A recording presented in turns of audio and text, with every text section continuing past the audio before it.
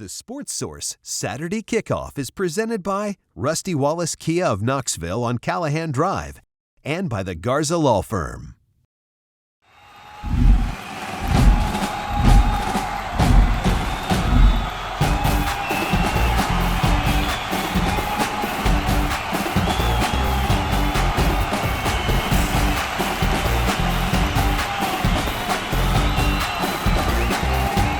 Good Saturday morning and welcome into the Sports Source Saturday Kickoff. I'm John Pennington, joined by VFL Kevin Simon, VFL Ollie Lane, VFL for a little bit, former walk-on and then a walk-off. Vol for a week. Vol for a week. Vol's right here. Semester maybe. All right. Hey, it still counts. There you go. We'll claim you. If people who went to other schools and transferred out can count it and say we're VFLs, a walk-on who walks off can be so.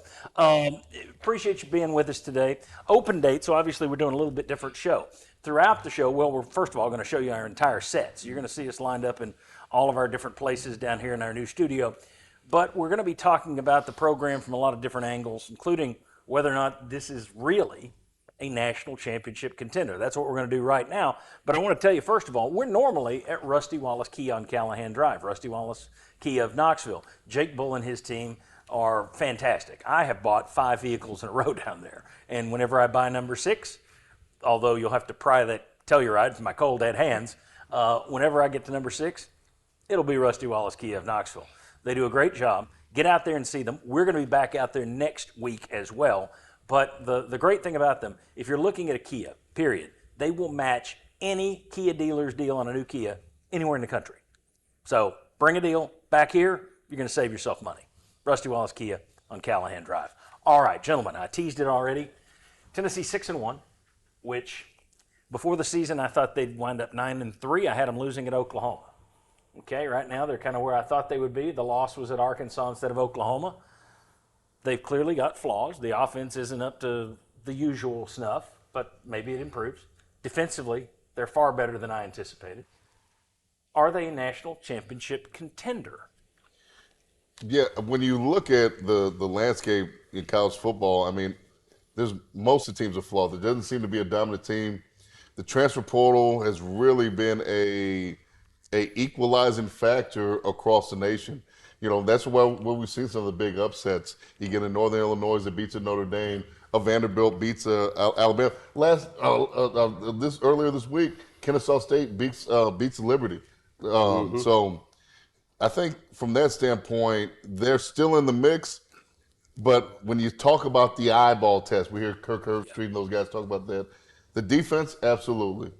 The offense, not quite, but they're getting closer. So it gives me a little feel for some encouragement or optimism. Yeah. The offense just isn't consistent enough yet in my book. But that doesn't mean on a given day they can't beat anybody in the country if they click on a couple of those deep balls.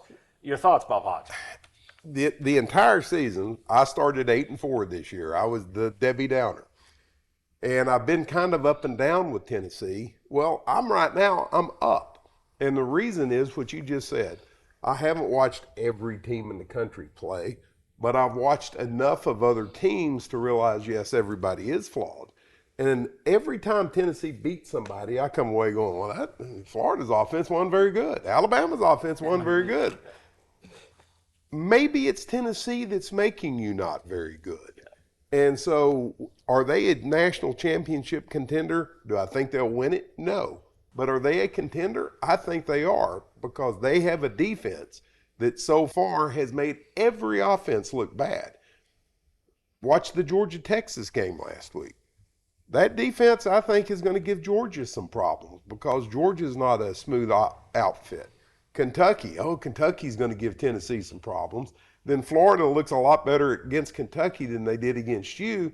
So I'm going to come away from saying that everybody Tennessee's playing is out the problem, and Tennessee's good enough to give you the problem. Ollie? And I think that's what they're doing. Yeah, no, I mean, I think you guys have kind of hit the nail on the coffin there with everything. If you look at the SEC as a whole, every team's flawed. I mean, there's not a single undefeated team in the SEC now.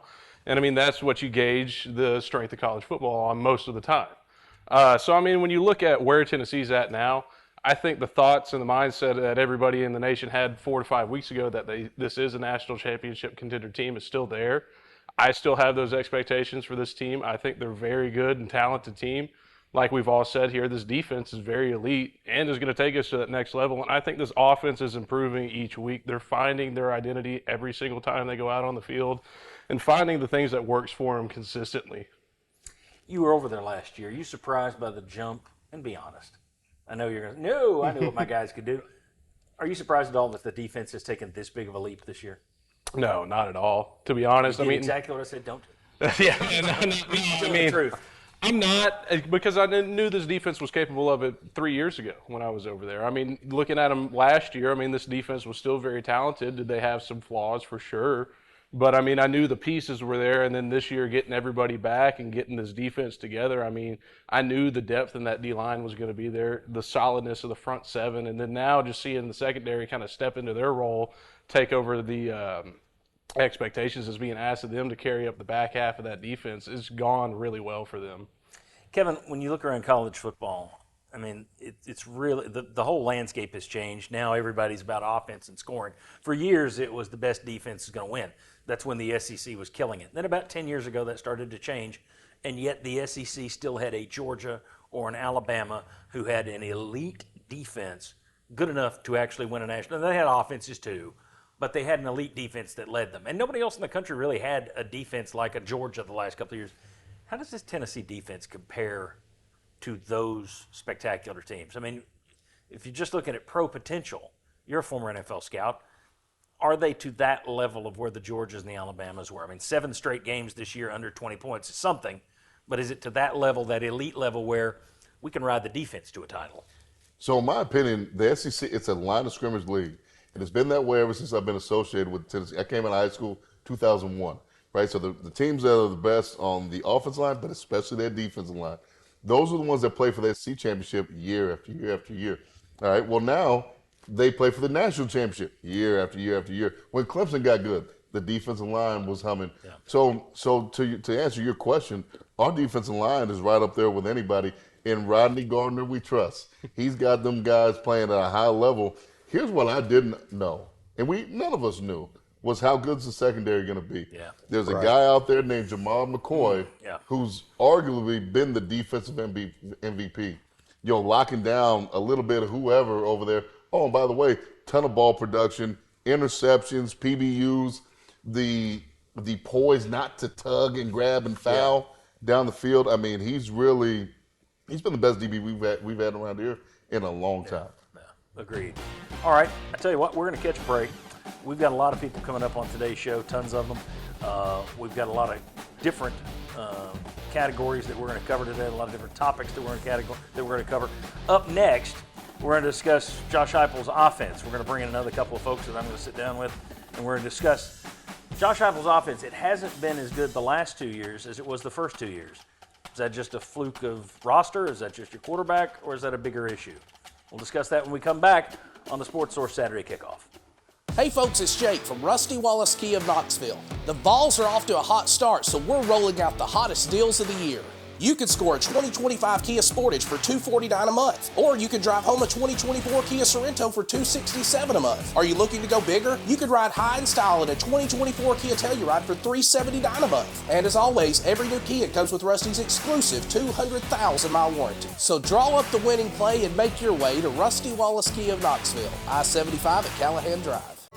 For 4 generations, A.G. Hines Company has been a pillar of the Knoxville community. And since Albert Hines Sr. opened our doors back in 1920, we've been supplying do-it-yourselfers with revolutionary products and tools. Manufactured stone is lighter, more cost-effective than traditional stone, featuring greater consistency of material and quicker installation times. Cutting-edge materials and tools at affordable prices. That's what we've provided for more than a century at A.G. Hines Company. I was coming home and a lady hit me head-on. It totaled my car, it fractured my right heel, and it bruised me up really badly. The Garza law firm, they were very compassionate, but yet they were very detailed. They didn't let me down. They never stopped fighting. It helped me regain confidence in law firms.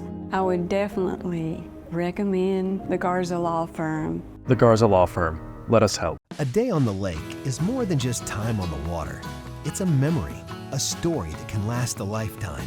And no one makes memories like Madisonville Marine. Terrific prices, first-class customer service, and the area's biggest selection of boats, like G3 John boats, Gator Tough.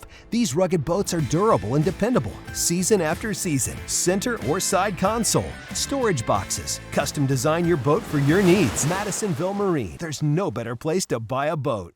Chris Smith was once let down by an insurance company, so he became an agent to make sure someone is fighting for you. Shop insurance now. See how Chris can give you peace of mind and save you some money. All insurance is not equal. Trust Chris Smith Insurance. Every Sunday morning, The Sports Source brings you 90 minutes of honest, intelligent Vols coverage. More analysts, more topics, more fun. The Sports Source, Sundays at 11 on WATE TV6 and WATE.com. Hopefully Vol fans are enjoying their bye week, but that does not mean you should not stay locked in on Channel 6. Ranked matchups across the board, starting with number 12 Notre Dame traveling to Annapolis to face number 24 ranked Navy. Then at 3:30, the SEC slate begins. 15th ranked Alabama hosts 21st ranked Missouri. The Crimson Tide are trying to rebound after their loss to Tennessee. The day does conclude with two teams who have yet to lose in SEC play. Kyle Field will be rocking for LSU versus Texas A&M. John. Welcome back to the Sports Source Saturday Kickoff. John Pennington rejoined here by Dave Hooker, by Vince Ferrara. Thank you guys for being here. Thank you. Folks, if you ever find yourself in a legal need, you need to reach out to the folks that have the best reputation in town. That's the Garza Law Firm. GarzaLaw.com is where you can learn more. So many attorneys across the South put ads in Knoxville pretending to be in Knoxville. They're not in Knoxville. Marcos Garza is in Knoxville. And if you look around, if you talk to people, you'll find out that reputation is pristine. Garza Law, the Garza Law Firm. All right, gentlemen, I want to talk about the offense. We just talked in the last segment with Kevin and Ollie and Bob about whether or not this team's a national championship contender. The defense certainly plays at that level. The offense, not so much yet. And we keep thinking, okay, well, maybe there's a corner turned there in the second half of Florida. Not so much. Okay, well, maybe now the second half of Alabama. And maybe so. But it has been inconsistent at best. And we're going to put some numbers on the screen here. If you look at Tennessee's offense versus Power 5 foes since Josh Heupel's been here, third in scoring in 2021, his first year, second in scoring in 2022, seventh in scoring last year, ninth in scoring this year. That's in the SEC versus Power 5 opponents. And if you look at the big plays, 30-plus yards or more, first in 2021, first in 2022, ninth last year, sixth this year, not the growth that you would expect. Is this a product of just natural roster turnover? Is this a product of quarterbacks? Is this something bigger? Is this a case of defenses have figured out, oh yeah, the 3-3-5, roll that at them all the time? I think that's definitely more challenging, and I think it would be silly to say that's not a part of it. I also think it would be silly to say that suddenly Josh Heupel's offense has just gotten figured out. Now, I think the 3-3-5 look it gives them some more issues. But I think also, if you want to go to the stats last year, I think Joe Milton's lack of accuracy gave them some issues. And now you want to turn to Nico this year. He's a young quarterback who's lacked some accuracy at times. And then I would point to the offensive tackles as a factor as well. So, you know, Vince, I think there's something to be said. Tennessee's offense would rather not face that 3-3 defensive look, but I don't think it's like, boom, they've gotten figured out. Yeah, it's been a multitude of things. I mean, even within that 3-3-5 look, teams have kind of muddied the box looks. We saw a couple teams do that. I think what it's done is it's lessened the margin of error that Tennessee has with this offense. I mean, when you had the explosive plays that they did with Hooker and Jalen Hyatt and that Cedric crew, Tillman the year before. Absolutely. Then, yeah, you could give up 40 points on defense. And I think what it's forced them to do is execute more, and I don't think Nico is ready for the consistency to do that just yet. So I do think the quarterbacks play a factor in it, even though you can't ignore that coaching element of it. I also think the offensive line. There's no Darnell Wright on this offensive line. And this group has not been as good as we expected them to be. Especially at the tackle. I mean, Sean Campbell stays hurt, so I don't know what you're ever going to get from him. I said a few weeks ago I would probably try Dane Davis a little bit more. He played at the end of the last game, I would also roll the pocket, which they did in the second half. And last week we also talked about, and I'd run Nico more, which they did in the second half. Right. But along that offensive line, you still look at Lance Hurd, who's very young, and you think, okay, Darnell Wright was a guy. Darnell Wright, the freshman. Yeah. He stair-stepped up. He's the perfect example of got a little better his second year, got a little better his third year, and then by the fourth year, he's a stud. Maybe Lance Hurd becomes that. Right. But that has been an issue. To me, the bigger issue is the tempo. You're not able to run at tempo. Now, I wonder, clearly it's just not part of their offense that if you don't get that first down, they don't do it. If you don't get the big play, they don't do it. Mm-hmm. I've watched so many 2-minute drills in the NFL. I don't know why you can't just run back to the line of scrimmage and still go hurry up. I would try that. But the tempo thing is an issue. If the other team's able to do 3-3-5 and jump in and out of the box and give Nico different looks and he's trying to sit there and count, if you're in tempo, you don't have to worry about that. They're on their heels. They're not dictating to you. You're dictating to them. True. I think there are two different things. I think there's tempo, which obviously stands out. And then I think there's controlling the football, which prevents the defense from substituting. Yeah. So I think that's what we have seen instead of the go pacing. Yeah. I still think they want to do that. And Vince, if Nico hits on a couple of those deep balls in the first half of Alabama, I think the whole narrative or if he gets a couple of them that aren't dropped. That's the thing is when you do hit one, it's dropped, or he overthrows it. So it hasn't meshed yet. Agreed. And I think it will. With Joe Milton, I never thought, he's going to turn a corner. He's a sixth-year senior. Right. With Nico, I still look at it and see he's got the arm, he's got the talent, he's just got to grow into it. I think at some point it's going to mesh. Just don't know if it's going to be this year. Yeah, the wide receivers are a part of the equation too. Yeah. They were open a lot more, but then they had some more of the drops also. So it's a little bit of a give and take. And look, the numbers for Nico in 20-plus yard throws are about the same as Joe Milton. 31%. Milton was 30%. Hendon Hooker was 44%. With 15 touchdowns and 1 interception and like 1,400 passing yards. So it is drastically different. But I think part of that is, like you said, Dave, you got to hit with this level defense. You don't have to hit as many as they did with a bad defense 2 years ago. You just need to hit a couple, and I think that changes the narrative. I'll say this too.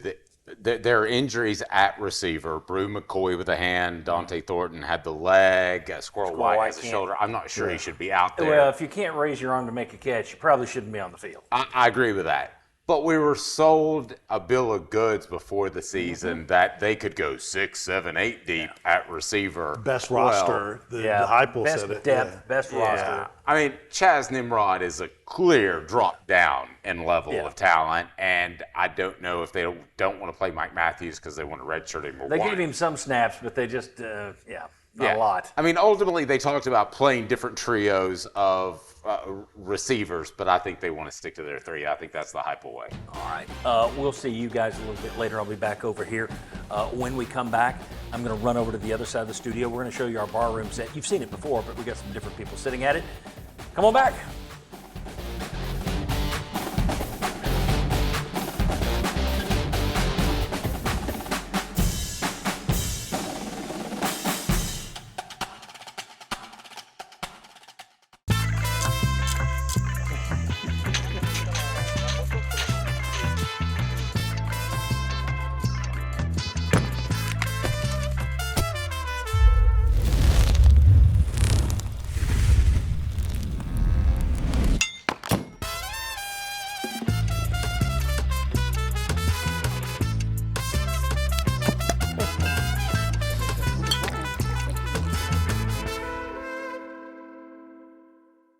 Hey folks, it's Jake from Rusty Wallace Kia of Knoxville. You hear lots of offers with insane prices, unbelievable trade-in promotions, and crazy gimmicks. But aren't you tired of all that noise? Look, at Rusty Wallace Kia of Knoxville, our message is simple. We'll beat any dealership's price on any new Kia, no matter who they are, no matter where they are, period.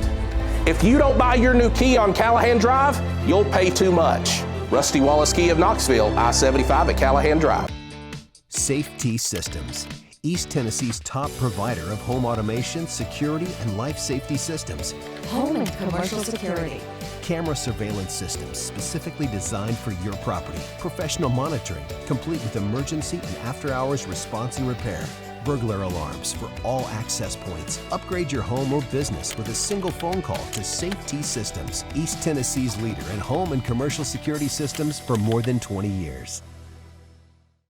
Whether you're watching the big game or your favorite movie, Games and Things is your ticket to the best seat in the house. It's time to get rid of that old, worn-out recliner and replace it with home theater seating from Games and Things. We offer the largest selection of quality seats at the best price in East Tennessee. With an endless variety of styles, configurations, and options, you are sure to find that perfect seat. Stop by Games and Things to upgrade your seats today at the corner of Kingston Pike and Lovell Road. Online at ourgameroom.com. Games and Things, 'cause life should be fun. From family heirlooms to sports memorabilia, protect and showcase your treasures with custom frames and shadow boxes, each with a lifetime guarantee. Express Frame in the Common Shopping Center on North Peters Road. So many people get their insurance through an app these days, but are you getting the best deal, the coverage you need? And when you really need that coverage, who's fighting for you? All insurance is not equal. Trust Chris Smith Insurance. Welcome back to the Sports Source Saturday Kickoff. We are now at the Bandit Lights Bar. I'm joined by Tyler Ivins, Chuck Cavaliers, Josh Ward right here. And in this segment, I want to talk about the top of the SEC. You look at Tennessee, they're 6-1. Sounds good. The only problem, there are 5 other teams in the SEC who are 6-1 and 3 more at 5-2. I want to rank them. I want to see where we've got Tennessee in this mix. I want to see who we think is the best in the league Texas had looked the best, then Georgia goes in there and whips them. Are they back up at the top? Is it basically whatever we saw last, which is kind of the way it works in the polls and everything else? But Tyler, I'll start with you. When you're looking at the top of the league, let's just start and we'll work our way down, see how far we go before we get to Tennessee. Who's the best team in the league right now? Is it Georgia? Yes. King of the Mountain, if you go into their house with the dominant first half like you Texas, had. you mean, yeah. Yeah, if you are a Bulldogs fan, you have to be happy because this is a perfect palate cleanser from getting your tail whipped and almost coming back against Alabama. I would put Georgia 1, and I would still put Texas at 2, even though that heavyweight fight had a lot before the bottles hit the floor, hit the field from the fan base. Thoughts? Yeah, I think Georgia has the best roster or can argue against any team as having the best roster. I think Georgia now has the best win, having gone to Texas. Prior to that, I thought Alabama had the best win, beating Georgia. But I think Georgia going to Texas, which is still in the conversation for being the best team in the league, they'll have something to say as the season goes along. I would go with Georgia as the best team right now in the league. Chuck, do you agree? Yeah, and I'm looking at Kirby Smart. I think he's the best coach right now. He's got the background of getting it done. Yeah. He knows the league. You know they're going to play good defense, right? If they get that running game going, they're really tough to beat. Plus, they were an underdog for the first time in forever at Texas, led 23-0 at half. So, yeah, I mean, that's your top two. And Georgia made it look like it's not that close between 1 and 2. Okay, so now I look at it, and I know that the natural reaction is, well, Texas is 2. Okay, well, Texas, you now look at them and you wonder how much of that was just their schedule. People get on me on this show, the fans get on us for moving the goalposts. Oh, you're moving the goalposts on Tennessee. We move the goalposts on all these teams because every week you get more information. And before last week, I would have said Texas looks like the best team in the country. Now I'm looking at it going, who have they beaten? Yeah. Who have they really beaten? So they probably would get my vote for the second best team in the conference at this point.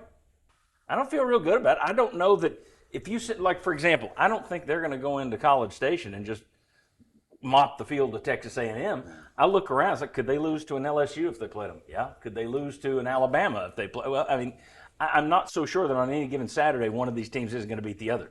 To me, Georgia's up there, then it's a drop, then Texas. Am I wrong, or do you guys still have Texas way up there, or do you have questions about them now?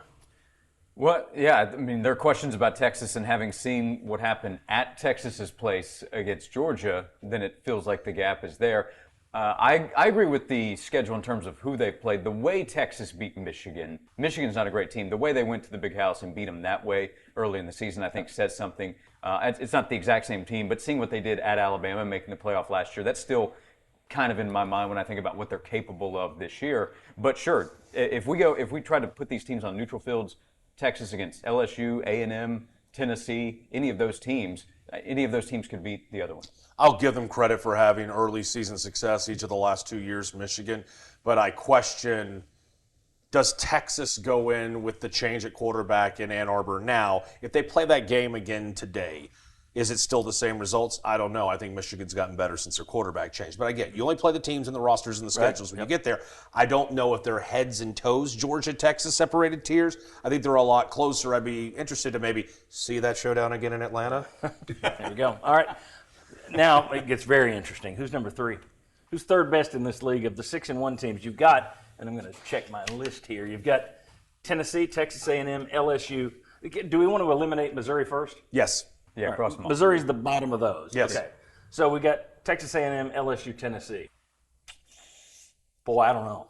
In order, A&M, LSU, Tennessee's the 5th best team as of right now. Whoever loses today between LSU and Texas A&M, Tennessee leapfrogs that team. I think Texas A&M's the real deal for a couple reasons. We questioned how good they were when Mike Elko wanted to keep running the dang ball when they kept cutting to him against Notre Dame. Notre Dame doesn't look like that bad of a loss now. Yeah. Connor Wigman is now healthy, and as you already pointed out, I think A&M's going to give Texas a run for their money coming up November 30th. So I would go Aggies, Tigers, Vols. Vols immediately take the 4th spot as soon as somebody loses today. You look at the way they've recruited over the years, they certainly have the roster at Texas A&M. The talent is supposed to be there. Yeah. I wish we could fast forward here a few hours and see this LSU A&M result, but we don't get that benefit here. I would. So who's number 3 right now? I would say LSU, and I could look foolish again here in a few hours. I would say that because of their quarterback play. I think they have the best quarterback play of these 3 teams. We're talking about LSU, A&M, and Tennessee. Tennessee has the best defense, I would take right now in that conversation. So I would go LSU, then Tennessee, then A&M in this conversation. And that's really what I said Sunday when you asked this on the Sunday show. A plug for our Sunday show. Yeah, exactly. Thank you. But, I mean, it's true. Texas A&M, if quarterback gets hurt, how they've been doing. LSU, he's up there. I mean, that might be a candidate player of the year. Don't know. Nussmeier has done a great job replacing Jaden Daniels. Exactly. Well, I didn't really think that was going to happen. I thought there would be the drop-off. Well, it took a little while, too. I mean, they seem to be finding their own right now. But they seem to be in a Go back to that USC game. And the way they came back and forced overtime and beat Ole Miss, that's a good Ole Miss defense. That's something for LSU. Yeah. Now, if they don't do that, we're having a different conversation about LSU. But we could say the same about Tennessee in a couple of games and A&M. Yeah, especially the pass at the end of regulation, right? Yeah. That's about as good as you can throw a football. And then follows that up with the winning pass in overtime. So, yeah, I mean, you got to be able, at some point, as good as the defenses are, John, you've got to have a quarterback who can make some plays. All right, so we have Tennessee below Texas A&M and LSU. Does everybody? I mean, is that as a he group? Has Tennessee ahead of I would go LSU, Tennessee, then A&M. Okay, well, I think the Vols are 5th right now. As a group, I would say Tennessee will be the 4th best team in the conference following today. Yes. You agree with that? That's the way I feel today. Okay, and you've already got them there. All right, very good. Of the 5-2 teams, Alabama, Vanderbilt, Ole Miss, who's the best of that bunch? Is it still Alabama, just looking at the roster? They're struggling. But I think it should be Alabama. Vanderbilt beat Alabama head-to-head. Yeah, if Alabama played Ole Miss this weekend, I would pick Ole Miss, but I've also seen Ole Miss lose to Kentucky. Right. I've seen Alabama lose at Vanderbilt, though. So I would take Ole Miss right now against Bama because Bama has some real offensive and quarterback issues to figure out. They could do that immediately, though, and I would change my tune on Alabama. Yeah. See, that's the problem. It just – at a drop of a coin, Bama could be back to dominant Bama. You don't know when it's going to click and when Kalen DeBoer's going to have them tucking in shirts and being focused. Well, we talked about this on the radio a couple of weeks ago, Yes. me and Will, the fact that, these teams are flawed. They're all flawed. Yes. All of these teams are flawed. Yes. And I think that's the case all around the country. If Oregon and Ohio State play again in Columbus, I think Oregon's got the loss and Ohio State's got the win. Sure. I think all these teams have a loss or two in them. I really do this year. All right, gentlemen, thank you very much. This segment has been brought to you by our friends at, you've seen it right here, Freshie. Chuck, we're going to let you crack one of these when we get off the camera. It's authentic tequila. It's organic tequila mixed with seltzer. 3 great flavors. Check it out at your local package store. When we come back, Dylan Sampson could be the SEC Player of the Year. So why isn't he in the Heisman race? Should he be? Come on back. A day on the lake is more than just time on the water. It's a memory, a story that can last a lifetime. And no one makes memories like Madisonville Marine. Terrific prices, first-class customer service, and the area's biggest selection of boats, like Hurricane deck boats. Perfecting fun on the water for more than 45 years with innovative and incredibly versatile designs. Experience freedom, laughter, and adventure on the water with Hurricane. Madisonville Marine. There's no better place to buy a boat. I see Marco's role in the community as somebody that people can look up to. Marcos Garza is very thoughtful. He pays attention to the needs of the people in the community. He's somebody that's very unselfish, somebody that's gonna always be there. Marcos Garza will work as hard as he can to get the best results for you. In the future, no matter where I'm playing, no matter what the team I'm playing for, I'll always be on Garza's team. The Garza Law Firm is Mama Zizi approved. The Garza Law Firm. Let us help. Hey folks, it's Jake from Rusty Wallace Kia of Knoxville. The Vols are off to a hot start, so we're rolling out the hottest deals of the year. You could score a 2025 Kia Sportage for $249 a month, or you could drive home a 2024 Kia Sorento for $267 a month. Are you looking to go bigger? You could ride high in style in a 2024 Kia Telluride for $379 a month. And as always, every new Kia comes with Rusty's exclusive 200,000-mile warranty. So draw up the winning play and make your way to Rusty Wallace Kia of Knoxville, I-75 at Callahan Drive.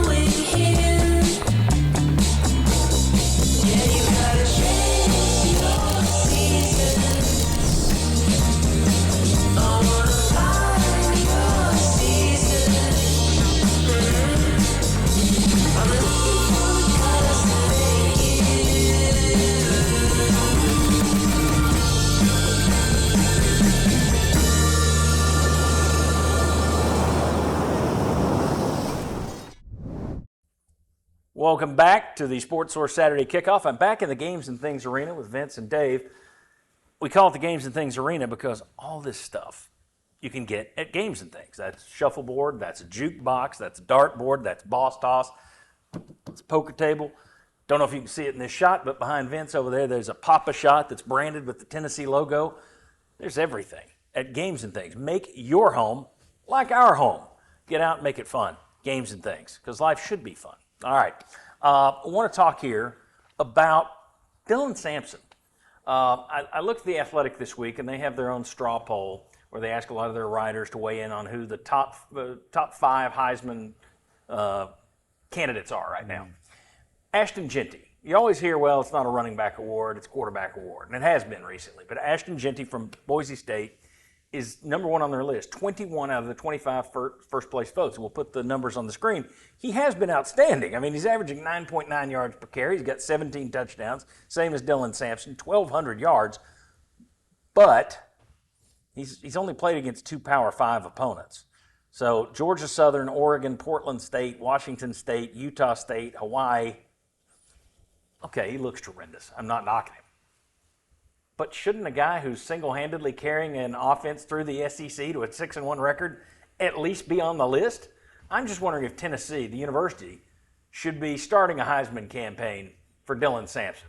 He's on pace to break so many records over there. He's on pace to break the single-season touchdown record the next game. He's on pace to break their single-season rushing record. He's doing it all. I think there's value in doing a Heisman campaign. I got no problem with that. As a matter of fact, if I were to fill out my Heisman ballot today, he would be on it. But my criteria, Vince, is the most valuable player for your team. And the Heisman really gives you no criteria other than just saying the most outstanding player. So I've always said the most valuable player to his team. And I don't think I don't think Tennessee is where they are without Dylan Sampson. No, the MVP, absolutely, because he carried that offense. I mean, 8 straight touchdowns? They went 3.5 games without anyone else scoring a touchdown other than Dylan Sampson. Now, the defense is a big part to do with it, obviously, but in terms of value to a team, 100% it's Sampson. If I'm Tennessee, I would. And I don't know if that's something that I don't remember them doing it a ton with Hooker a couple years ago. No. I wonder if they would have done it if Nico was having a tremendous year, if maybe that changes the narrative, if they would have, or maybe they were ready because he was on Heisman watch list. Which was insane for a guy in his first year. But yes, he was. Right. No doubt about it. Hell, right up until a couple of weeks ago he was. Right. Which was even crazier. Yeah. Well, I think you have to go back a long ways, and that would be 1997 with Peyton Manning. And I think they overly inundated voters with pro-Peyton Manning stuff from the beginning. Now, I think with Hooker, they were just starting to do that sort of thing with social media, and then the South Carolina game happened. Yeah. So I think you're careful not to give them voter fatigue early. I see, and I don't blame the UT guys for the Peyton Manning thing. I just think that was one. People here got sick of Tim Tebow. God, I can't say it. Tim Tebow. Mm-hmm. They got tired of hearing his name. I think there were a lot of people outside of East Tennessee who got very tired of hearing, oh, yes, Peyton Manning, and here's the obligatory shot of Archie and Olivia sitting, oh, and let's hear about Cooper and Eli, the next one. I think they got tired of that. So whether UT ran the right campaign or not, I don't think he was going to win that. I think everybody was just looking for an alternative candidate that year. I think Chris Fowler said it was like kind of a Gus Goodsport thing, and I think that really worked against him. I'm not arguing with you whether they pulled it off or not. I just don't think he would have won. That said, I hope that they aren't looking at this saying, well, after what happened in 97, we can't do this again. I think there's value in recruiting. I mean, you would expect Tennessee, if you're going to have a Heisman candidate, it would be quarterback or receiver. I mean, they didn't do anything for Jalen Hyatt either. I mean, you would think it'd be quarterback or receiver, where I think Josh Heupel would tell you, hey, we run the ball as much as anybody. But on a national perception basis, I think there could be value in showing, hey, we're more than just a throwing offense here. Dylan Sampson is our guy. Whether you win it or not, get him some pub, get your program some pub. I agree. I do know that Bud Ford is still a guy they go to for counsel over there, and I think he thought that the 97 campaign was overdone with Peyton. Okay, I wasn't trying to undercut you. I'm telling you he wasn't going to win anyway, in my opinion, but go ahead. No, I think that's fair. But if they ask him, I just wonder if he says, well, let's take it easy a little bit. I can't help but wonder that, because I can't figure out why they haven't pushed him more. Yeah, I mean, it's week 9 of the football season, so you'd start it in week 10. I don't think you're going to wear him out at this point. No, I agree. There's 5 more games to go, so start it. Well, to your original question, John, he absolutely deserves to be on some of these lists and odds, and you really don't see him. Now, it is a quarterback award for the most part, but Genty's there because his numbers are just so outrageous. And he's fun to watch. He's a heck of a player. I'm not knocking him at all. And there is at least that Oregon game. And they're the number 1 team in the country. So I think that adds some value to him there. But if Dylan Sampson was averaging 7.5 or 8 yards a carry with those touchdowns, it probably would be a different story. And look, they have some more marquee opportunities down the road, including Georgia, obviously. But yeah, he should be on there. It's strange that he's not. I just think it's more wide open. There's not the clear quarterbacks, even though certainly Cam Ward is in that mix. Quickly, I'll say this real quick. I think with Genty, there's a little bit of Barry Sanders, and with Dylan Sampson, I think there's a little bit of Emmitt Smith. He's got a little bit more flash, which probably helps him fair enough. I think that's a great point. That's one guy's going to be on the highlight reels more than the other guy. Yes. Good point. All right, Dave Hooker, Vince Ferrara, thank you for being with us today. I appreciate it. When we come back on the Sports Source Saturday Kickoff, I finally got it out right, we'll be joined again by Kevin Simon, Ollie Lane, Bob Hodge. We're going to talk about other Vols who should be getting some props. It's an open date. Let's throw some bouquets. Come on back on Sports Source Saturday Kickoff.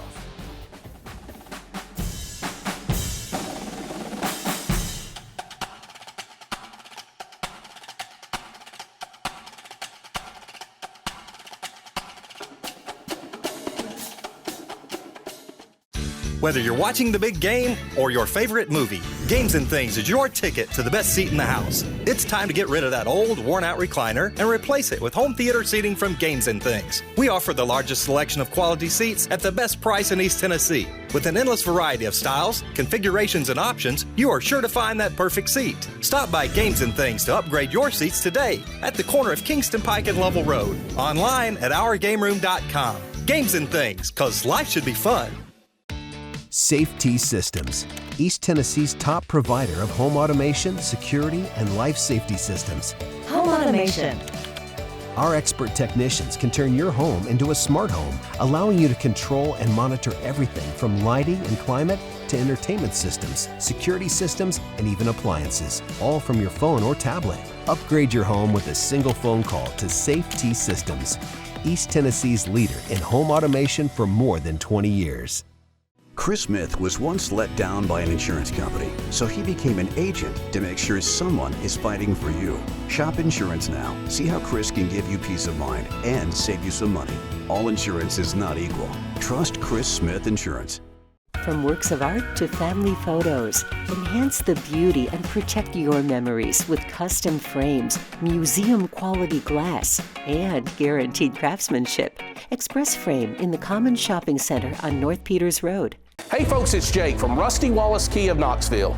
You hear lots of offers with insane prices, unbelievable trade-in promotions, and crazy gimmicks. But aren't you tired of all that noise? Look, at Rusty Wallace Kia of Knoxville, our message is simple. We'll beat any dealership's price on any new Kia, no matter who they are, no matter where they are, period. If you don't buy your new Kia on Callahan Drive, you'll pay too much. Rusty Wallace Kia of Knoxville, I-75 at Callahan Drive. Welcome back to the Sports Source Saturday Kickoff. We're in the Albert Lounge along with Bob Hodge, Ollie Lane, Kevin Simon. This segment brought to you by Chris Smith Insurance. Chris is the guy I use. He's a farmer's agent. You know about farmers, they do tremendous work in terms of their policies. Nobody offers more ways to protect your property, your family, than farmers. But let's say that policy isn't right for you. What they offer isn't perfect for you. He's also an independent agent, meaning he's got even more options than anybody else in the area. Chris Smith Insurance. Okay, we talked a little earlier. You mentioned Jermod McCoy, so we're not going to mention him. And we just came out of a segment where I was talking to the other guys about Dylan Sampson, so we're not going to mention him. But I want to know, who are some of the other most valuable Vols? Some of the guys that, you know, they're 6-1. It's an open date. Let's throw out some bouquets here. Guys who you feel have overachieved, who've lived up to their expectations. That can be coaches, that can be players, anywhere you want to go. I throw it out there. First one grabs it. I'm going to go with Brew McCoy. And it's not because Brew McCoy is a game-changing receiver. It's not because Brew McCoy is going to be a first-round draft pick. It's because Brew McCoy is a team leader. And you and I had a discussion a few weeks ago because I was talking about how well he blocks on running plays. And you said, Pro Football Focus doesn't grade him well. Yeah. Every time I see a run go towards Brew McCoy, he is engaged with the defensive player, and he's blocking him. Now, these don't have to be pancake blocks. He doesn't have to drive him into the sidelines. He's just got to get between him and the running back. I think he does a great job of it. So when you look at his production, which has been good, solid, and you look at what he does in the run game, and then people talk about his leadership, I think Brew McCoy.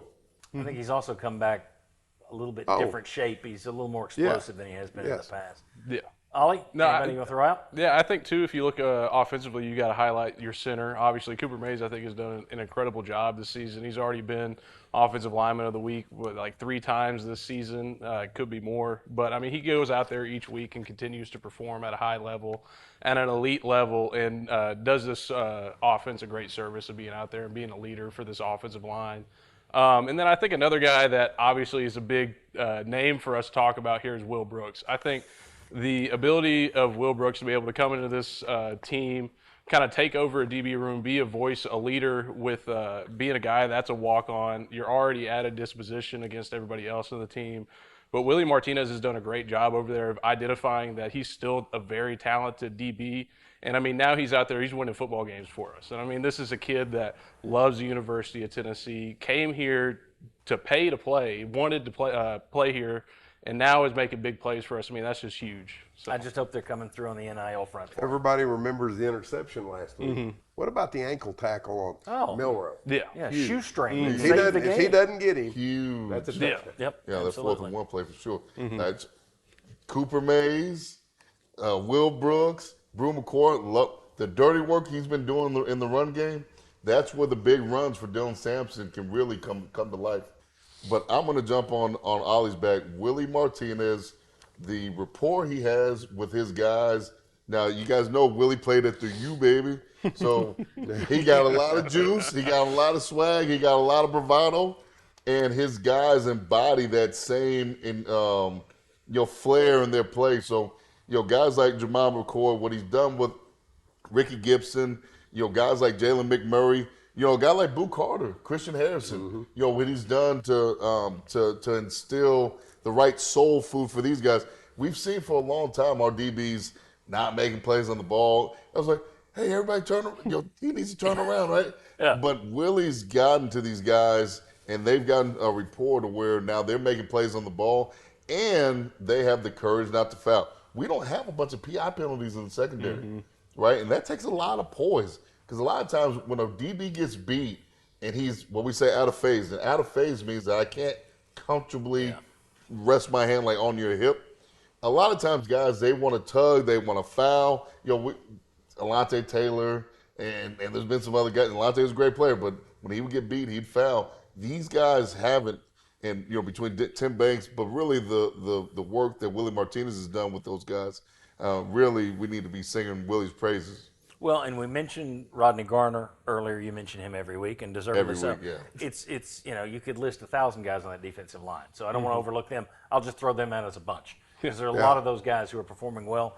I will say that the Athletic, David Ubben, who's on our show, he spoke with some coaches anonymously who talked about James Pierce. And while they were talking about James Pierce, one of the coaches said, I think he's the third best lineman they have behind Amari Thomas and Bryson Eason.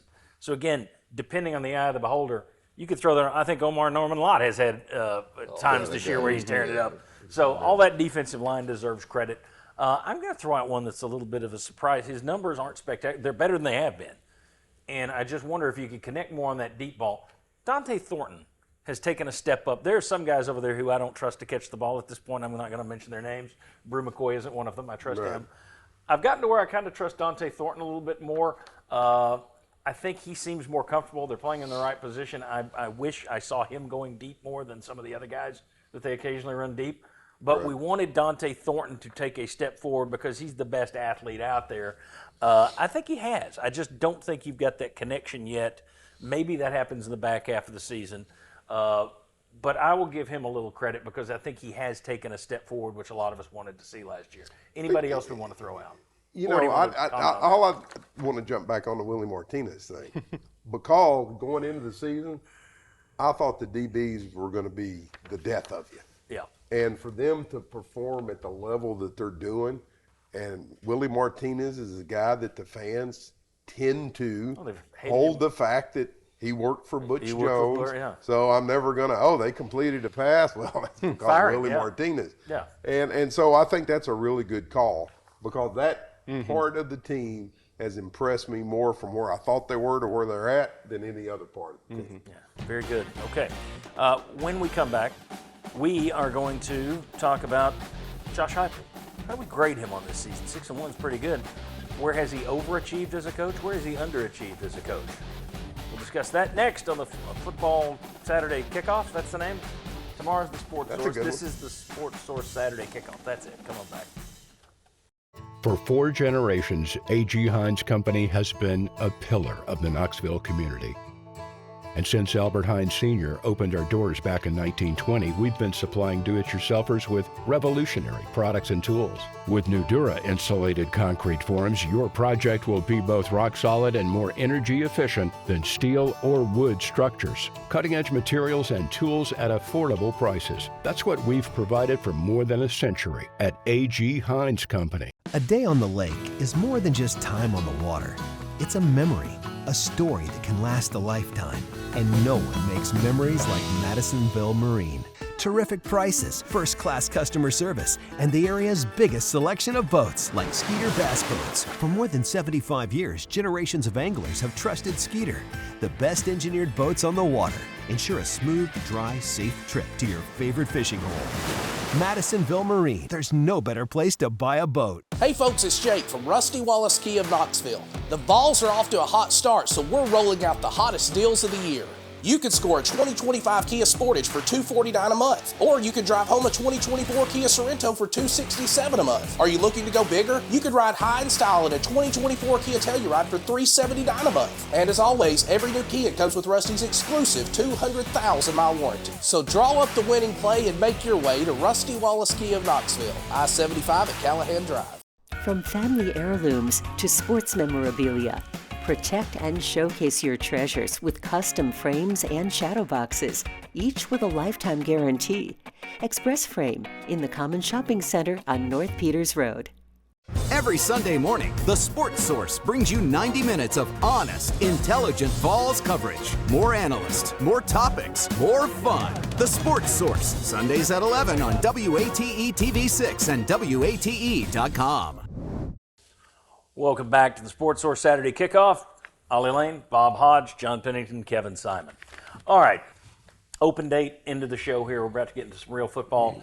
Let's close it out with some grades, specifically for Josh Heupel. What kind of year do you think he's having? Now, I'm not gonna start with Ollie. That's just too rough. He played for the man last year. We'll let you follow up. But what kind of year do you think he's had so far? You're 6-1. He's 6-1. I'm going to give him an A. I mean, once again, I came at this season 8-4. Right. I came at this season trying to get to a bowl game in Florida.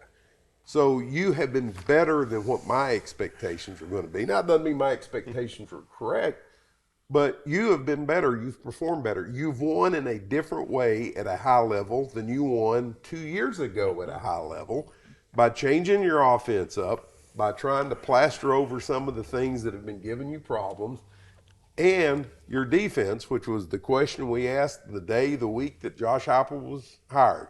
Could you ever have a good defense with this offense? The question, I think, has been asked, and to this point answered, yes, you can. Now, is the offense different? Yeah, it is. It sure is. Yeah, you're not okay. Yeah. So I give him points for that too. You've taken things and changed them. So I'm giving him an A.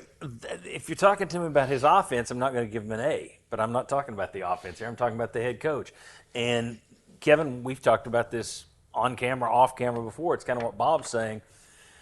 If you show me one of these gurus, an offensive guru or a defensive guru, when the chips are down, the defensive guy is usually going to go conservative and trust his defense. The offensive guy is going to get risky, put his defense in a bad position, and lean on his offense.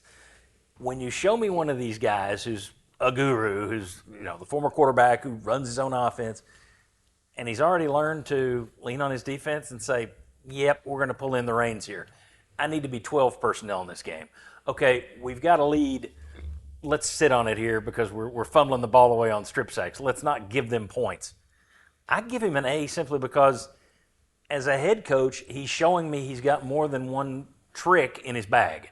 He can win different ways, in my opinion. So that's where I'm going. Your thoughts? Am I wrong? No, I think you're definitely on the right track. I love the 12 personnel package. It's definitely helped us in pass protection. It's helped us in the run game for sure. Really feel like we've made better adjustments this year, both in game and week to week.